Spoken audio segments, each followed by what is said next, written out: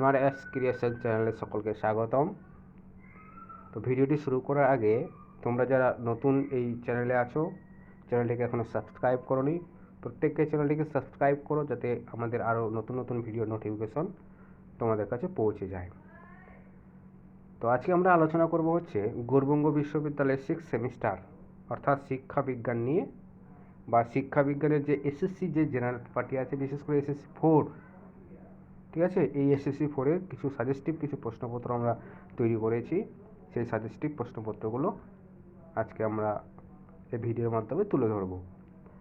তো ভিডিওটি শুরু করার আগে আমি দু চারটি কথা বলে দেবো যে তোমরা জানো যে তোমাদের 3টি প্যাটার্নে প্রশ্নপত্র তৈরি করা হয়। একটা হচ্ছে 2 মার্কসের 4টা প্রশ্ন লিখতে হয়, যেখানে 6 থেকে 7টি প্রশ্ন থাকে, তার মধ্যে থেকে 4টি প্রশ্ন উত্তর করতে হয়। আর 2 নম্বরে হচ্ছে এখানেও 4টি প্রশ্নের উত্তর করতে হয়, থাকে হচ্ছে 6টা বা 7খানা প্রশ্ন, তার মার্কস হচ্ছে 4 মার্কস, ঠিক আছে। আর একটা প্রশ্ন উত্তর করতে হয়, সেটা হচ্ছে 8 মার্কসের, যেখানে 2টো প্রশ্ন থাকে। আমরা 3টি প্যাটার্নেরই প্রশ্নপত্র তৈরি করেছি, ঠিক আছে। আমি প্রশ্নগুলো বলছি, তোমরা একটু মনোযোগ সহকারে শোনো। এইগুলো প্রশ্নই তোমরা পড়বে, আর এইগুলো প্রশ্নই পরীক্ষায় 100% কমন থাকবে। এখান থেকে তোমরা 100% কমন পাবে, এটা তোমরা নিঃসন্দেহ আমি বলতে পারি, ঠিক আছে। 1 নম্বর প্রশ্ন হচ্ছে ক নম্বর, আদর্শায়িত অভিক্ষা কি, ঠিক আছে। খ নম্বরে বলেছে শিক্ষক নির্মিত অভিক্ষার 2টি বৈশিষ্ট্য লেখো, অর্থাৎ টিচার মেড টেস্ট যেটা ছিল, সেই টিচার মেড টেস্ট বা শিক্ষক নির্মিত অভিক্ষার 2টি বৈশিষ্ট্য লিখতে বলেছে। পরের প্রশ্ন গ, অভিক্ষা পদ বলতে কি বোঝো, ঠিক আছে। তারপর হচ্ছে ঘ নম্বর, নৈর্ব্যক্তিক অভিক্ষা বলতে কি বোঝো, অর্থাৎ এসি টাইপ যে টেস্টটা আছে, সেই এসি টাইপ টেস্ট বলতে কি বোঝো সেটা লিখতে বলেছে। তারপর হচ্ছে নম্বর, পূর্বাভাস কি বা পূর্বাভাস অভিক্ষা কি, ঠিক আছে। 6 নম্বর হচ্ছে স্পিড হাব পদ্ধতির 2টি বৈশিষ্ট্য লেখো, এখানে 2টো বৈশিষ্ট্য লিখতে বলেছে। 6 নম্বরে বলেছে একটি আদর্শায়িত অভিক্ষার নর্ম বলতে কি বোঝো, অর্থাৎ নর্মের 2টো ভাগ ছিল, একটা হচ্ছে ক্রাইটেরিয়া রেফারেন্স আর একটা হচ্ছে নর্ম রেফারেন্স। এখানে আমাদের নর্ম রেফারেন্স টেস্টার কথা লিখতে বলেছে।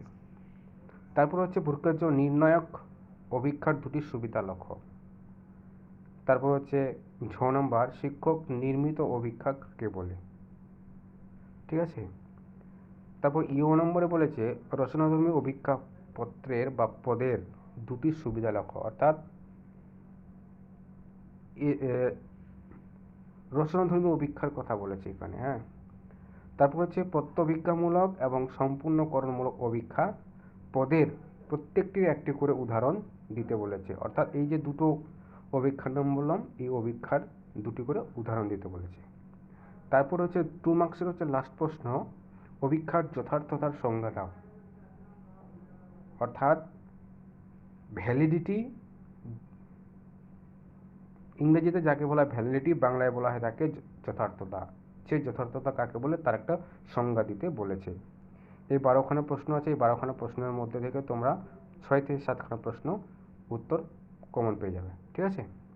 তারপর এবার চলে আসবো হচ্ছে আমরা 4 মার্কসের প্রশ্নগুলো নিয়ে আলোচনা করব। 2 নম্বরে 4 মার্কসের প্রশ্ন দেওয়া আছে, দেখো। ক নম্বরে বলেছে অভিক্ষা পদ বিশ্লেষণ সম্পর্কে আলোচনা করো, এটা হচ্ছে ক নম্বর। তারপরে খ নম্বর বলেছে কীভাবে অভিক্ষা প্রস্তুত করা যায়, অর্থাৎ একটি গুড টেস্ট কীভাবে আমরা প্রস্তুত করব, সেই প্রস্তুতি করার যে বিষয়গুলো আছে সেই বিষয়গুলো আলোচনা করতে হবে। তারপর গ নাম্বার, আদর্শায়িত অভিক্ষা এবং শিক্ষক দ্বারা নির্মিত অভিক্ষার পার্থক্য নিরূপণ করো, অর্থাৎ এখানে বলতে চাইছে যে স্ট্যান্ডার্ডাইজেশন টেস্ট আর হচ্ছে টিচার যে মেড টেস্টটা ছিল, সেই টিচার মেড টেস্টের মধ্যে আর আদর্শায়িত অভিক্ষা এবং শিক্ষক নির্মিত অভিক্ষার মধ্যে পার্থক্য লিখতে বলেছে। ঘ নাম্বার, অভিক্ষার গঠনগত যথার্থতার উপর একটি টিকা লেখো, মানে অভিক্ষা আমরা কীভাবে গঠন করব সেই গঠন করার উপরে একটা টিকা লিখতে বলেছে। নম্বর, আদর্শায়িত অভিক্ষার ট্রাইআউট পর্বের উপর একটি টিকা লেখো, আমরা জানি প্রত্যেকে যে ট্রাউট একটা আদর্শিত অভিক্ষার একটা ট্রাইড বলে একটা পর্যায় ছিল, সেই পর্যায়টার উপর একটা টিকা লিখতে বলেছে। 6 নম্বর, আদর্শিত অভিক্ষার গুণাবলী কী কী, অর্থাৎ স্ট্যান্ডার্ডাইজেশন যে টেস্টটা ছিল সেই টেস্টটার গুণাবলীগুলি বা কোয়ালিটিগুলি লিখতে বলেছে।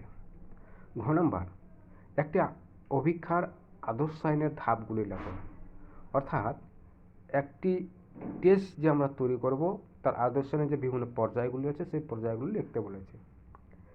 বুর্কের জ, একটি আদর্শিত অভিক্ষার পদগুলির কাঠিন্য মান কীভাবে নির্ধারিত হয় সেই নির্ধারণের বিষয়গুলি লিখতে বলেছে। ঝ নম্বর, একটি আদর্শিত অভিক্ষায় পদগুলি ব্লু প্রিন্ট নীল নকশার উপর একটি টিকা লেখো। খুব ইম্পর্টেন্ট প্রশ্ন, এই প্রশ্নটা তোমরা খুব ভালো করে পড়বে, এই প্রশ্নটা 100% থাকবে। যদিও এখান থেকে তোমরা 100% কমন পেয়ে যাবে, তবু এই প্রশ্নটা হচ্ছে খুব ইম্পর্টেন্ট প্রশ্ন। ইও নাম্বার, পারদর্শিত অভিক্ষার সুবিধাগুলি কী কী, ঠিক আছে। তারপর আছে ট নম্বর, একটি অভিক্ষার আদর্শায়িতকরণের গুরুত্ব সংক্ষেপে আলোচনা করো।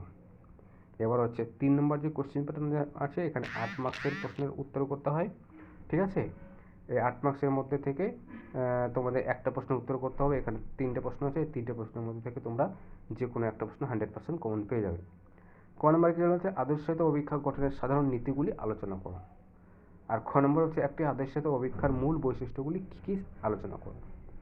গ নম্বর হচ্ছে, একটি পারদর্শিত অভিক্ষার অভিক্ষাপথ নির্ণয়ের প্রক্রিয়াটি আলোচনা করো। ঘ নম্বর আছে, পারদর্শিত অভিক্ষা বলতে কী বোঝো। পারদর্শিতার অভিক্ষা যথার্থতা নির্ভরযোগ্যতা বলতে কী বোঝো, সংক্ষেপে আলোচনা করো। এই 4টি প্রশ্নের মধ্যে থেকে যে কোনো তোমরা একটি প্রশ্ন এখান থেকে কমন পেয়ে যাবে, 100% নিশ্চিন্তে থাকো। ভিডিওটা যদি ভালো লাগে শেয়ার করবে, এবং যারা এই ভিডিওটিতে নতুন আছো চ্যানেলটিকে অবশ্যই সাবস্ক্রাইব করবে এবং শেয়ার করবে। ধন্যবাদ।